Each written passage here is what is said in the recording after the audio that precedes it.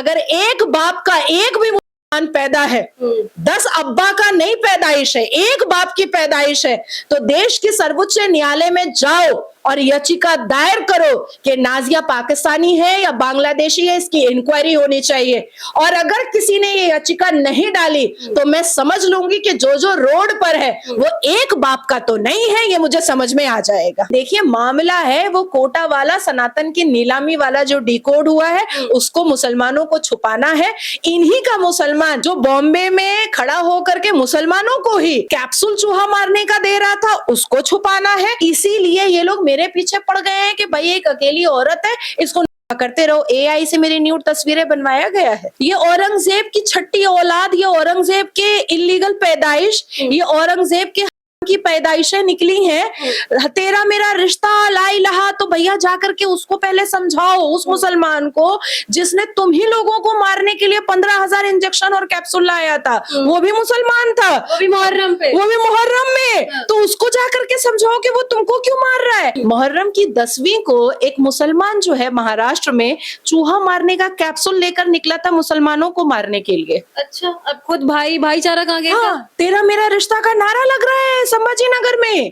ये औरंगजेब की छठी औलाद, ये औरंगजेब के इलीगल पैदाइश, ये औरंगजेब के की पैदाइशें निकली हैं। कोई 2 फुटिया हाजी कैफ है, कोई 4 फुटिया जो है वो एजाज खान के साथ चरस गांजा का धंधा करने वाला बॉम्बे का जो एजाज खान है, जो माइनर बच्चियों को लेकर के बेड पर सोया रहता है, उसका दोस्त है कोई हाजी शमीम। और ये लोग 2 फुटिया 4 फुटिया चवन्नी अठन्नी आया है मेरे सामने खड़ा होने के लिए। मैं फूंक दूं तो कहां उड़ करके जाएगा कोई पता भी नहीं चलेगा। कुछ जाहिलों को और मदरसा छापों को मैं बता देना चाहती हूँ कि जब आप डिजिटल चीजों को लेकर के एफआईआर करवाते हैं तो पहले साइबर क्राइम सेल में उसकी पुष्टि होती है, तब जाकर के अरेस्ट होता है। जब पुष्टि हो जाएगी तब अरेस्ट होगा। इस वक्त वीडियो में हमारे साथ बातचीत करने के लिए नाजिया इलाही खान मौजूद हैं। आप सभी देख रहे होंगे किस तरीके से सड़कों पर इनके खिलाफ प्रोटेस्ट हो रहा है, एफआईआर कई जगह पर हो गए हैं, इनको जेल में डालने की मांग चल रही है, लोग सड़कों पे प्रोटेस्ट तक कर रहे हैं। यूपी की बात करें, महाराष्ट्र की बात करें, देशद्रोही बोल रहे हैं। अब इनसे जुड़े और पहली बार कैमरे पर इतना सब कुछ होने के बाद जानेंगे कि आखिर क्या है पूरा मामला, इतना बवाल क्यों जेल में डालने के लिए बार बार कहा जा रहा है आपको। सबसे पहले तो वंदे मातरम, जय मां काली। देखिए, जो प्रोटेस्ट कर रहे हैं मुझे लगता है कि उनको अपने आका के ताकत पर और हिम्मत पर भरोसा ही नहीं है। मेरे लिए ना ही किसी को प्रोटेस्ट करने की जरूरत है और ना ही मुझे हुंकार और चीख करके अपने जस्टिफिकेशन को देने की जरूरत है, क्योंकि इस देश का 100 करोड़ कट्टर सनातनी जो है वो ये जानता है कि महादेव की कृपा और महादेव का आशीर्वाद मेरे सिर पर है।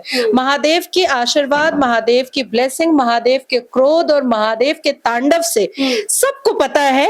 और मुझे तो कुछ ज्यादा ही विश्वास है, इसलिए मुझे प्रोटेस्ट करने की या हिंदुओं को मेरे पक्ष में आके प्रोटेस्ट करने की या मुझे अपनी क्लैरिफिकेशन देने की जरूरत ही नहीं है। जो प्रोटेस्ट कर रहे हैं मुझे लगता है कि उनको अपने आका की हिम्मत और ताकत पर थोड़ा भी भरोसा नहीं है, इसलिए खुद ही सरतन से जुदा का नारा लगा दे रहे हैं। ये जो 299 सेक्शन पर एफआईआर भिवंडी में हुआ है, जो मुझे सोशल मीडिया से पता चला है, अभी तक मेरे पास कोई नोटिस नहीं आया है, या पायदोनी पुलिस स्टेशन संभाजी नगर में जो एफआईआर 0 एफआईआर हुआ है, जो वो भी मुझे सोशल मीडिया से पता चला है, या पानीपत कोर्ट ने, डिस्ट्रिक्ट कोर्ट ने मुझे बुलाया है, ये भी मुझे सोशल मीडिया से पता चला है, इसका भी कोई नोटिस मेरे पास नहीं आया है।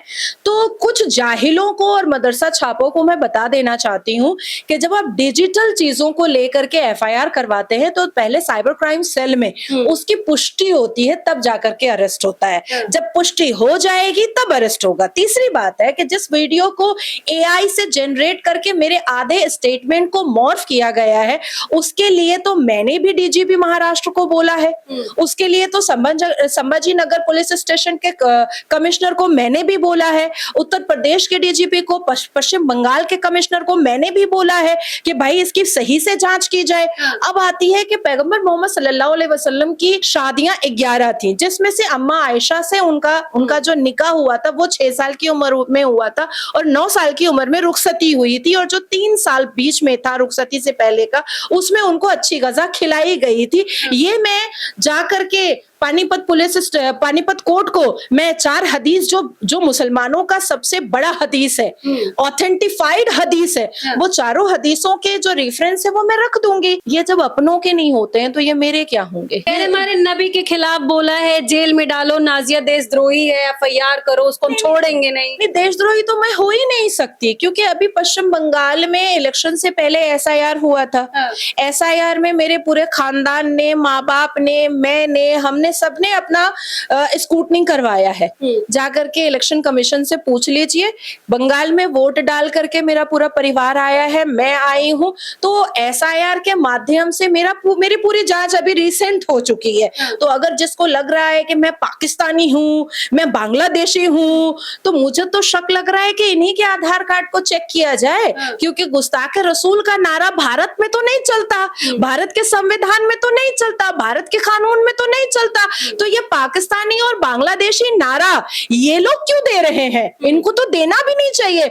कोई 2 फुटिया हाजी कैफ है, कोई 4 फुटिया जो है वो एजाज खान के साथ चरस गांजा का धंधा करने वाला बॉम्बे का जो एजाज खान है, जो माइनर बच्चियों को लेकर के बेड पर सोया रहता है, उसका दोस्त है कोई हाजी शमीम। और ये लोग 2 फुटिया 4 फुटिया चवन्नी अठन्नी आया है मेरे सामने खड़ा होने के लिए।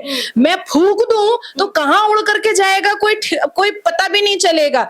बेसिकली ये जो संभाजी नगर से मेरे खिलाफ जो प्रदर्शन स्टार्ट हुआ है, ये स्टार्ट किया है नदीम कौसर सिद्दीकी ने। अब नदीम कौसर सिद्दीकी है कौन? कॉकरोच जनता पार्टी का वकील है। अच्छा, ये उसने स्टार्ट किया। मैं प्रूफ भी दे दूंगी आपको, उसके सोशल मीडिया फेसबुक पे भी जाके देखिएगा। अब ये वहां से स्टार्ट हुआ और मेरे स्टेटमेंट को आधा एआई जनरेट कर दिया। दूसरा, मुहर्रम की 10वीं को एक मुसलमान जो है महाराष्ट्र में चूहा मारने का कैप्सूल लेकर निकला था मुसलमानों को मारने के लिए। अच्छा, अब खुद भाईचारा कहाँ गया? हाँ, तेरा मेरा रिश्ता का नारा लग रहा है संभाजी नगर में। ये औरंगजेब की छठी औलाद, ये औरंगजेब के इलीगल पैदाइश, ये औरंगजेब के की पैदाइशें निकली हैं। तेरा मेरा रिश्ता ला इलाहा, तो भैया जाकर के उसको पहले समझाओ, उस मुसलमान को जिसने तुम ही लोगों को मारने के लिए 15,000 इंजेक्शन और कैप्सूल लाया था। वो भी मुसलमान था, वो भी मुहर्रम में। तो उसको जाकर के समझाओ कि वो तुमको क्यों मार रहा है।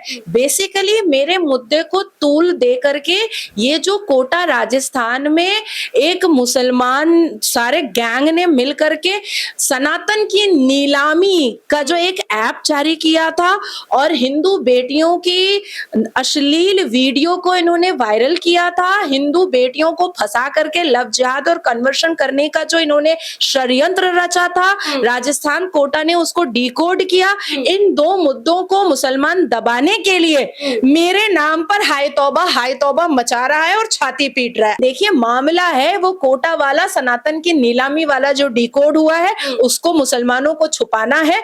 इन्हीं का मुसलमान जो बॉम्बे में खड़ा होकर के मुसलमानों को ही कैप्सूल चूहा मारने का दे रहा था, उसको छुपाना है। इसीलिए ये लोग मेरे पीछे पड़ गए हैं कि भाई एक अकेली औरत है, इसको नंगा करते रहो। एआई से मेरी न्यूड तस्वीरें बनवाया गया है। अभी जो इतनी अश्लीलता का नंगा नाच हुआ है, जो राजस्थान कोटा के पुलिस ने डिकोड किया है, जो ये सनातन की नीलामी और सनातनी बेटियों की नीलामी कर रहे थे, जो प्रकाशित हो गया। बॉम्बे में 10 मुहर्रम को जिस हिसाब से खुद मुसलमान ही मुसलमानों की हत्या करने के लिए चूहा मारने की दवा लेकर निकल गया था, इन सब मुद्दों को छुपाने के लिए इन लोगों ने मेरे नाम पर नारियल फोड़ना स्टार्ट किया है। और मामला कुछ नहीं है, इनको भी पता है कि ये कोर्ट में खड़ी होगी, ये 4 हदीसों का हवाला देगी, एआई जनरेट जो स्टेटमेंट चेंज हुआ है ये इसको फॉरेंसिक टेस्ट से ठीक करवा देगी, और उसके बाद फिर मैं इन सब, मेरी नजरों में तो वो 2.5 फुटिया कैफ अड़ा हुआ है,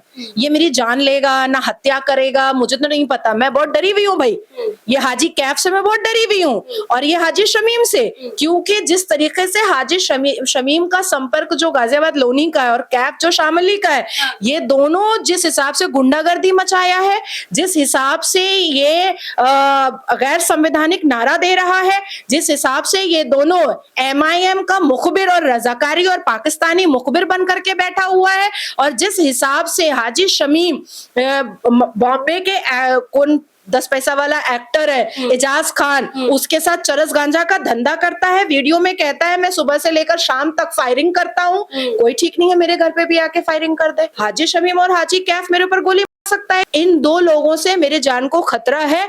जय श्री राम के नारे आप बड़े शान से कहती हैं महाकाल जी आपका रक्षा करते हैं, लेकिन इस्लाम से इतनी नफरत है, इसी वजह से सब बवाल हो रहा है, क्यों? नहीं, मेरे अंदर नफरत नहीं है, मैं क्यों नफरत इस्लाम करूंगी? के खिलाफ बोलती नहीं, रहती, मैं खिलाफ भी नहीं बोलती हूँ। देखिए अभी जो मुहर्रम में हुआ, जी। गड्ढा खोद रहा है और उसके बाद दूध डाल रहा है और मुहर्रम मना रहा है पान के पत्ते डाल करके, ये सब कहाँ कुरान में लिखा हुआ है? जिस तरीके से डीजे बजा है, जिस तरीके से ट्रांसजेंडर्स को नचाया गया है मुहर्रम में, जिस तरीके से बीबी ज़ैनब रजी अल्लाह ताला अन्हों का की प्रतिमा बना करके घोड़े पर बैठा करके उसका प्रदर्शन किया गया है, जिस तरीके से नाच गाना किया गया है मुहर्रम में, जिस तरीके से उज्जैन में वैन के ऊपर विस्फोटक मारा गया और लिखा गया ले फिर आ गए हम, जिस तरीके से असला और बारूद का काम किया गया है मुहर्रम में, क्या ये इस्लाम इजाजत देता है? क्या इस बात की इस्लाम इजाजत देता है? अरे भाई, आपको अगर प्रोटेस्ट करना था तो आपको ऐसे पाखंडी मुसलमानों के खिलाफ प्रोटेस्ट करना चाहिए था कि आपने तो इस्लाम के नाम पर कालिक पोत दिया है, आपने तो इस्लाम का बेड़ा गर्क कर दिया है। आप डीजे बजाएंगे मुहर्रम में? मुहर्रम एक ऐसी उदासी का त्योहार भी नहीं कहूंगी मैं, वो कॉन्डोलेंस का दिन होता है 1 तारीख से 10 तारीख तक, जिसमें हमें इबादत करनी होती है, रोजा रखना होता है कि पैगंबर मोहम्मद सल्लल्लाहु अलैहि वसल्लम के 2 नवासे इमाम हसन इमाम हुसैन का गला काट दिया था इन शियाओं के एंसेस्टर्स ने, और उस पर क्या हो रहा है? डीजे बज रहा है, ले फिर आ गए हम, ये सब किया जा रहा है। तो मेरे खिलाफ प्रोटेस्ट करके कुछ ना होने वाला। आपने कानूनी प्रक्रिया की है, सब्र रखिए, इस्तक़लाल रखिए। कानून को अगर मैं जवाब ना दे पाई तो जल तो जाऊंगी। अगर एक बाप का एक भी मुसलमान पैदा है, 10 अब्बा का नहीं पैदाइश है, एक बाप की पैदाइश है, तो देश की सर्वोच्च न्यायालय में जाओ और याचिका दायर करो कि नाजिया पाकिस्तानी है या बांग्लादेशी है, इसकी इंक्वायरी होनी चाहिए। और अगर किसी ने ये याचिका नहीं डाली तो मैं समझ लूंगी कि जो रोड पर है वो एक बाप का तो नहीं है, ये मुझे समझ में आ जाएगा।